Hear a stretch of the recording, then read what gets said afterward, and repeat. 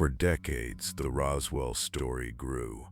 A legend whispered in hushed tones, shouted in headlines, etched into the American psyche, fueled by witnesses whose memories shifted like desert sands, supported by documents that promised revelation but delivered only confusion, and even footage, grainy, ambiguous, that seemed to confirm our deepest desires. But what if the most compelling evidence, the very pillars of this enduring mystery, were nothing more than elaborate lies? A dangerous game played by those who sought to profit from belief. They wove fiction into the fabric of fact, each thread a deliberate deception, and the truth, once unraveled, is far more disturbing than you can possibly imagine. Are you ready to confront the real architects of the Roswell myth?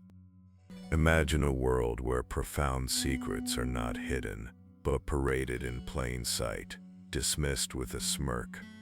A world where truth is a malleable commodity, shaped by the loudest voices, the most confident lies. This isn't fiction, this is our history, and it began not with a bang, but with a dismissive laugh. If you stay until the end, you'll discover the chilling truth behind how a few individuals hijacked a national mystery, turning it into a global phenomenon based on pure deception. July 8, 1947. Colonel William Blanchard, commanding officer of Roswell Army Airfield, stood before a phalanx of eager reporters. Their eyes burned with anticipation. Just hours earlier, the press had exploded with headlines. RAAF recovers flying disc. The world held its breath. Was this it? First contact. Then he spoke. His words, clipped and authoritative, sliced through the tension. The flying disc is merely a weather balloon. A simple statement. A confident smile.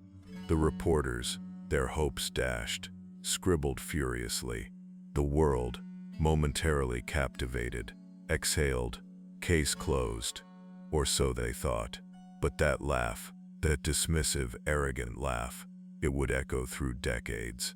Because the truth, the real truth, was far more bizarre, far more insidious, and infinitely more dangerous than any weather balloon. It was a truth built on a foundation of lies. Before the lies, before the legends, there was merely debris.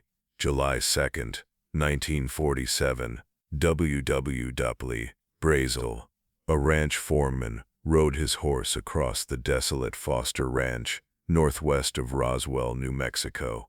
The landscape, usually quiet save for the wind, was scarred. Strange, lightweight fragments lay scattered over a vast area. Rubber strips, metallic sticks, foil-like material, and balsa wood. He gathered some, perplexed. This was no ordinary wreckage. This was alien. He reported his find. By July 7th, Major Jesse Marcel, an intelligence officer from the 509th Bomb Group at Roswell Army Airfield, was dispatched to the ranch. Marcel, a seasoned airman, had seen countless crash sites, but what he found that day baffled him. The material was unlike anything he'd encountered. It was incredibly light, yet impossibly strong.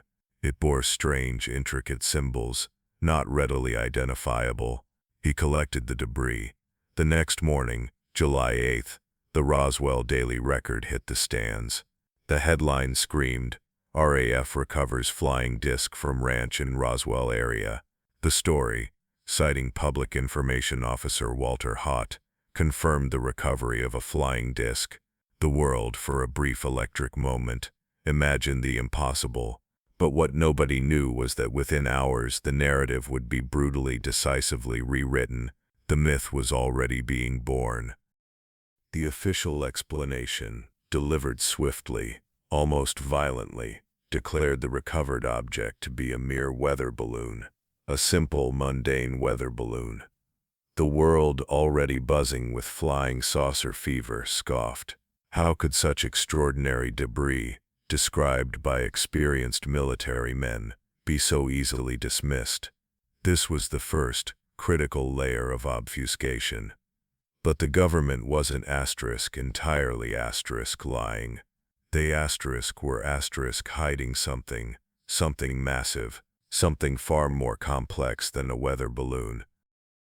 The true secret was Project Mogul, launched from Alamogordo Army Airfield, just 160 miles west of Roswell. Project Mogul was a top-secret endeavor. Its mission, to detect Soviet nuclear tests. How? By flying an array of specialized balloons, equipped with low-frequency acoustic sensors, high into the stratosphere. These weren't your grandfather's weather balloons. They were sophisticated, multi-component aerial platforms designed to drift silently, listening. The Mogul balloons incorporated long trains of neoprene balloons, specifically chosen for their durability at extreme altitudes. Attached to these were radar reflectors, constructed from balsa wood and aluminum foil, crucial for tracking, and those peculiar symbols Marcel described. Many Mogul components bore stenciled patterns or adhesive tape with floral or geometric designs, part of a top-secret identification system. The rubber, the balsa, the metallic foil, the intricate patterns, every single detail of Brazel's and Marcel's descriptions matched Project Mogul perfectly. The debris wasn't alien. It was an advanced, classified listening device. But why the cover-up? Why not simply tell the truth? The answer, like the debris, was classified. The official Mogul explanation. It vanished, not with a bang but with a whimper. For 3 decades the incident settled into a quiet corner of forgotten history. It wasn't a myth yet. It was merely a misremembered anomaly. The public, distracted by Cold War anxieties and the dawn of the space age, simply moved on. Roswell, New Mexico, returned to its sleepy existence. This silence was critical. It allowed the seeds of a future narrative to lie dormant, undisturbed by immediate scrutiny. No documentaries, no books, just local gossip, fading memories, and the occasional knowing glance from those who were there. The absence of a persistent public story was, in itself, a testament to the effectiveness of the initial cover-up. But what nobody knew was that this period of obscurity wasn't a true death for the story. It was merely a long, terrifying pause, a calm before the storm, a storm meticulously constructed, piece by piece in the shadows, and the first crack in that carefully maintained silence would appear not from government transparency, but from a single compelling voice in 1978. The voice belonged to Marcel, the very man who had handled the debris in 1947, the intelligence officer whose life had been irrevocably altered by that strange night. For 31 years, he had carried the weight of a secret, bound by an unspoken code, publicly endorsing the official weather balloon narrative. But in 1978, the silence shattered. Marcel, now an older man, a retired lieutenant colonel, sat before a microphone. His eyes, though weary, held a fire. He spoke. His words were precise, unburdening decades of suppression. The weather balloon, a calculated lie, a cover-up orchestrated from the highest levels. The debris he had recovered, he insisted, was unlike anything earthly. It was light, yet incredibly strong. It resisted burning, cutting, bending. He described symbols, impossible to decipher, etched onto the material. This wasn't a balloon. This was something else. And here the story gets bizarre. Marcel wasn't just reminiscing. He was actively challenging the official narrative, igniting a dormant ember into a blaze.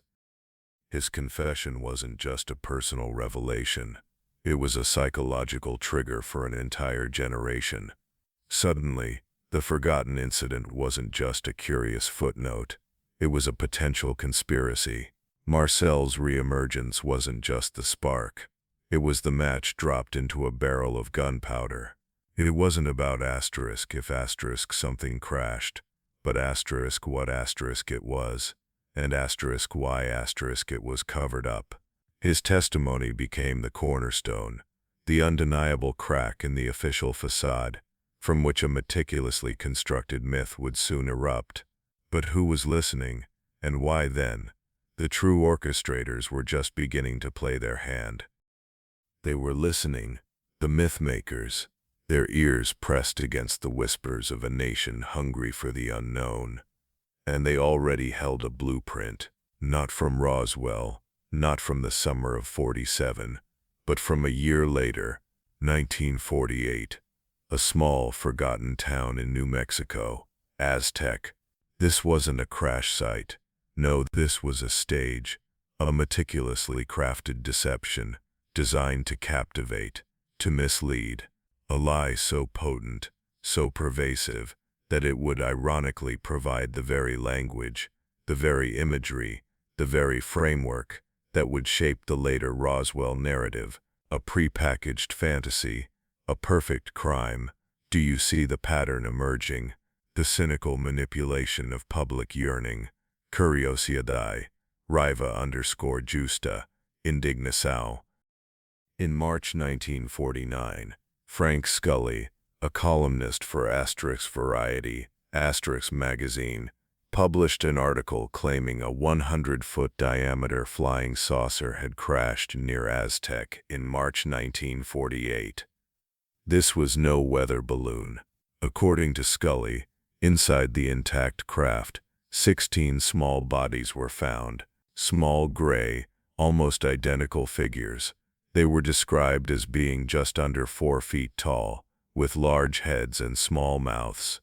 The ship itself, constructed from an unknown, indestructible metal, lightweight, yet impervious to all attempts at cutting or melting, and the interior was covered in indecipherable hieroglyphs.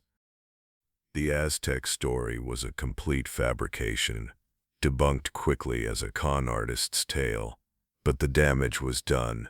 It planted seeds, seeds of small gray beings, seeds of an indestructible, otherworldly craft, seeds of cryptic, alien writing.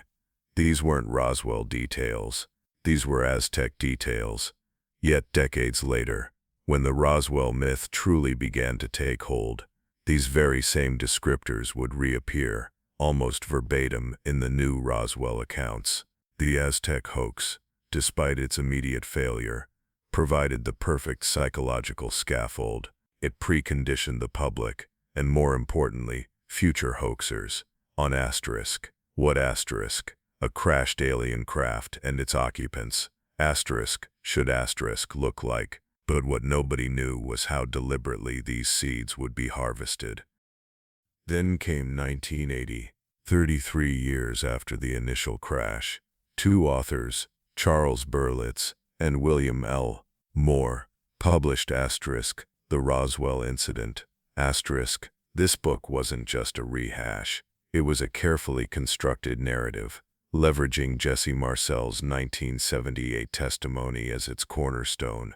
This was version 1.0 of the myth, meticulously crafted, presenting a coherent, thrilling account to a public primed by decades of silence and fragmented rumors. It transformed a local newspaper blip into an international enigma.